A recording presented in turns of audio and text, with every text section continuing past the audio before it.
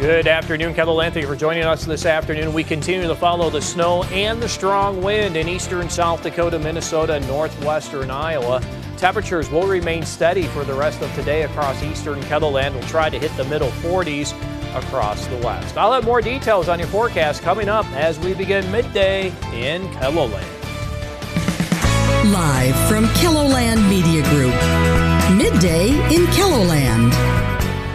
The second Dunham Park shooting suspect has been arrested in South Carolina. Plus, embattled Attorney General pick Matt Gaetz returns to Capitol Hill to shore up support for his pending nomination. I'm Torian Small in Washington following the former congressman's meetings with Republican senators. Well, good afternoon and thanks for joining us. New this midday, we are learning more about the arrest of a Sioux Falls murder suspect more than 1,000 miles from the crime. The Anderson County Sheriff's Office in South Carolina arrested Lamont Burks Jr. yesterday. Officials tell us their license plate reader let authorities know that he was wanted in South Dakota. The Sheriff's Department was notified and he was taken into the Anderson County Detention Center. Burks will stay there until South Dakota agencies set an extradition date. He and Walter Stewart face charges in the shooting death of Josh Allen Jr. at Dunham Park in August. They were both wanted for murder, attempted murder, and assault charges. Several schools, counties, and businesses in eastern South Dakota are closed today. Here's a look at the reason why. The South Dakota Highway Patrol has been posting pictures on social media showing conditions in the Summit area. Visibility, as you can see, is reduced. Roads are icy and snow covered. You can find details on the latest closings on KELOLAND.com. For the latest on the conditions on our viewing area, let's check in with meteorologist Scott Munt. Looking nasty out there for some people there, Scott. Yeah, it's a tough go, especially across northeastern South Dakota. And for many, this is our first measurable snowfall of the season.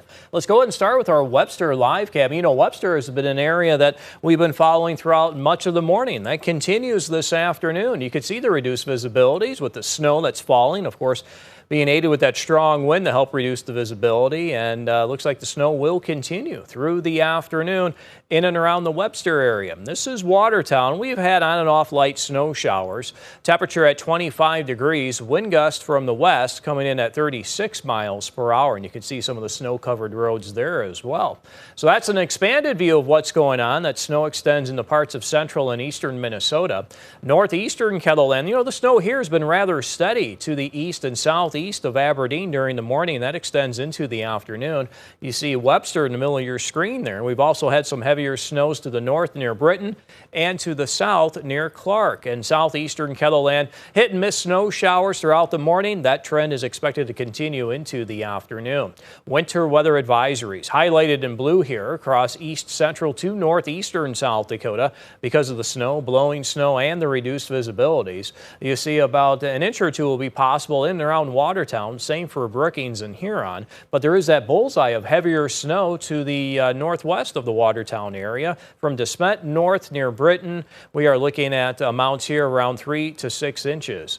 Peak wind gusts. Here's another story. We have peak winds in the mid 40 to 50 mile per hour range across southeastern KELOLAND. And of course, with our snow in northeastern South Dakota, we had some wind gusts near 50. Aberdeen, Watertown, near 50 as well in Huron. 61 miles per hour over the past 24 hours. I think we've had a couple of sensors approach 70 in central KELOLAND, in and around the Pierre area as well. And near 60 for a peak wind gust in Rapid City. It remains windy.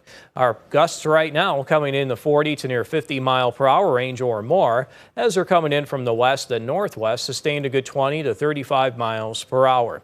Forecast today showing sunshine in western South Dakota, 44 in Rapid City. Otherwise, periods of snow will continue in eastern KELOLAND, as well as those strong northwest winds as temperatures remain steady. I'll have more details on your forecast coming up. Thank you, Scott. Meanwhile, you can keep track of our changing weather conditions by downloading our KELOLAND Storm Tracker app. There you can find our live Doppler radar and get views of conditions across the state with our live cam network. And you can capture pictures or video of the storm, and that in your area, you can send them to ushare@keloland.com or on social media. An Aberdeen woman is keeping history alive through her cemetery adventures.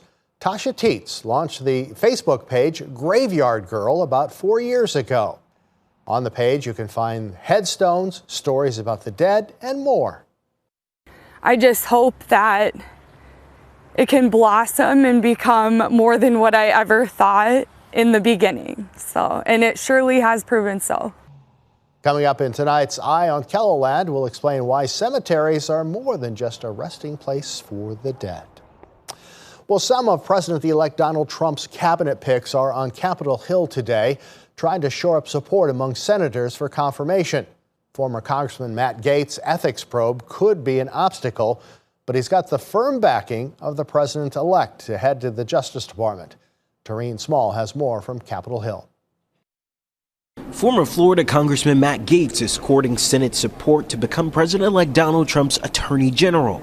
Accompanying him on the Hill today is Vice President-elect J.D. Vance as they make the case to senators like Lindsey Graham. I think he's very smart. Time will tell. Gaetz has been investigated for allegations of sex with a minor by the very department Trump wants him to lead. The House Ethics Committee is meeting behind closed doors Wednesday amid pressure to release its report probing claims against Gaetz. All of it raises questions for confirmation, even among Republicans. I wouldn't bet my house on it one way or the other. President-elect Trump is standing firm. Mr. President, are you reconsidering the nomination of Matt Gaetz? No. President-elect Trump's cabinet picks all have one key quality in common: supreme loyalty to Donald Trump. Several of his picks have also weathered claims of harassment or assault. Defense Secretary nominee Pete Hegseth was investigated for sexual assault in 2017. No criminal charges were filed, and he denies those allegations. HHS nominee Robert F. Kennedy Jr. apologized to a former nanny who accused him of unwanted sexual advances in the 90s. And Trump himself was found civilly liable for sexually abusing a woman in the 1990s, which he denies. There are also questions about potential conflicts of interest for Elon Musk, who Trump has tapped to head the newly formed Department of Government Efficiency. Musk's companies, SpaceX and Tesla, have more than $13 billion in government contracts. Torian Small, CBS News, Capitol Hill. Now, Trump also announced TV doctor Mehmet Oz to run Medicare and Medicaid, and former WWE CEO Linda McMahon to head up the Department of Education, which the president-elect has threatened to dismantle. Well, still ahead, the FDA is cracking down on the claims prescription drugs make in commercials. And Russia is again threatening to use nuclear weapons on Ukraine following a shift in U.S. policy. And Tom, we'll get to that Terry Peak live cam for you coming up. Thank you, Scott. Okay, I know how much you enjoyed that at midday. But look at this. Here's some snow for you. This is Lake Preston this afternoon. I'll have more details on your forecast coming up.